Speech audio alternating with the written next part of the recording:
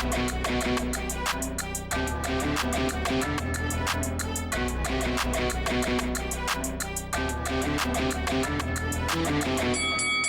guys, welcome to Boxing Squared for boxing news and views from around the internet. 3 heavyweight fights across 3 different cards involving 3 rising heavyweight prospects, ones to keep an eye on. We've got Richard Torrez, Johnny Fisher, and also Jeremiah Milton. So what we'll do is we'll start with Richard Torrez in the United States, moving on to Johnny Fisher, and back to Jeremiah Milton, who had a very flamboyant opponent who was trying to clown him at times. Ultimately didn't go well for the opponent. Starting though with Richard Torrez, so he was facing Ahmed Hefney.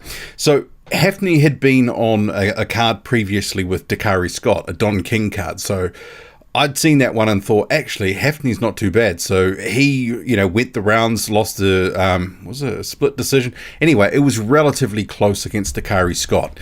But not so in this one, because Richard Torrez fights very differently.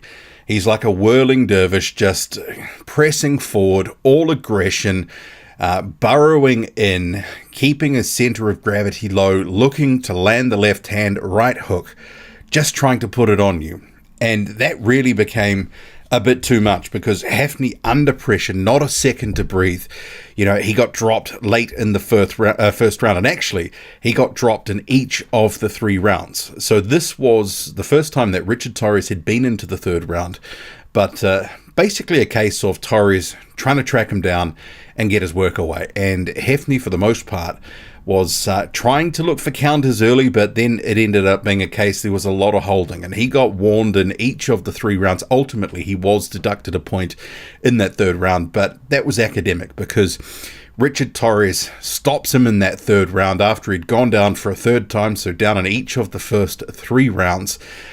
What really was the pressure and the accumulation, I think, that got to Ahmed Hefney because he just couldn't get a second to breathe. Against Dakari Scott, for example, he was able to circle out and have a moment, reset. But in this one, Torrez just on him like white on rice. And that caught up with them. The mental pressure, you could tell, was getting to him. So overall, decent performance by Richard Torrez. But you have to say the way that he fights, the way that he comes in, he's ripe for a counter, and someone's going to crack him on the chin at some point, and we're going to see what he's got. We know he's been stopped in the amateurs before, but he's gotten better since then. That was against Bakhtir Jalolov, at the 2019 World Championships, a brutal knockout, and we saw the improvements that he made to the Olympic final, also against Jalolov last year, and that was a very close and competitive fight. Some people thought that Torrez did enough to win. Ultimately, Jalolov, the Uzbek, got the gold.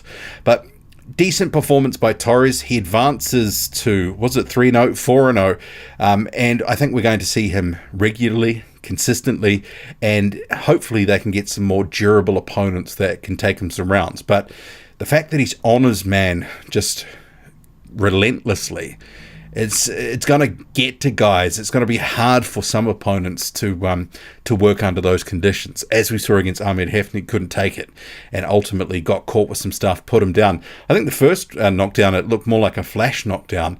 And, some of the holding, he was trying to get a little bit of a break from the onslaught.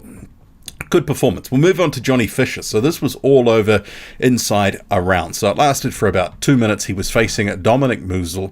So this was a case where since the fight against Gabriel Nguema, where Nguema, a crafty veteran, was able to go the distance, he made Fisher look a little bit average, made him look the raw prospect that he is, gave him feints, and Fisher was biting on them and, a little bit cautious.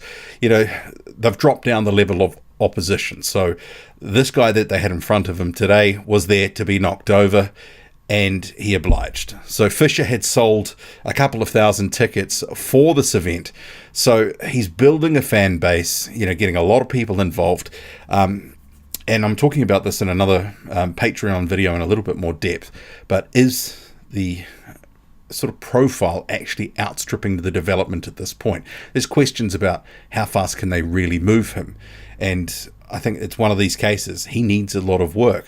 but he does have a good engine, and clearly he's a big lump who can punch. So there's some stuff to mold and build with. And yeah, he did what he had to do against a pretty poor opponent. So not really too much more to say on that one. And we'll move on to Jeremiah Milton. He was facing Quinton Sumpter. So Milton was 6-0 heading into this one, Sumpter 5-0. Sumpter, I really hadn't seen anything of him, but the first round or so, I mean, he came out with his hands down. He was trying to clown Jeremiah Milton. He was in the corner sort of playing games and bit of kidology, that sort of thing.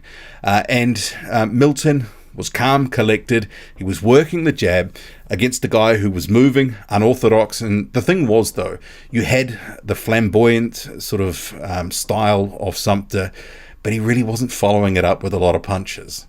You know, there was the odd shot coming in, but he was getting basically picked off with the jab for the most part through the entire fight.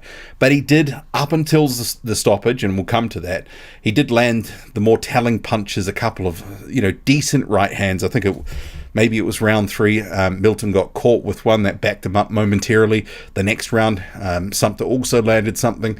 But ultimately, you could sort of see that because he wasn't in fantastic condition and he wasn't throwing a lot of punches, and it looked like he was starting to slow down as the fight wore on. And Milton took his time. He was patient. Maybe could have worked the body a little bit more and maybe cutting off the ring a little bit better. But he probably knew that his man was going to wear down with it because he's exerting a lot of unnecessary energy. And ultimately, that chopping right hand from Milton staggers Sumpter, backs him up. Milton is on him, lands a huge left hook, follows up with a flurry of punches. Sumpter is down, sort of staggering across the ring, to the ropes, trying to hold up, and the referee waves it off. So decent performance by Milton. There were some boos from the crowd. I think they were expecting a little bit more action, but you had Sumpter not really wanting to engage too much. And Milton, he was playing the percentages and he was racking up rounds behind the jab, and he's got a good jab. And, overall, decent performance, different sort of style. And obviously with a guy that's tricky, awkward and moving, it's going to take a little bit to, to start breaking them down. Ultimately takes Sumpter out. Johnny Fisher gets the win as well, and so too Richard Torrez. If you caught the fights, what'd you make of them all? And the Sumpter and Jeremiah Milton fight, you can find that on Showtime Boxing on the prelim section. What do you make of it all? Drop a comment loud and often. Hit like, hit subscribe. Follow me on Twitter. Boxing_squared. I'm out.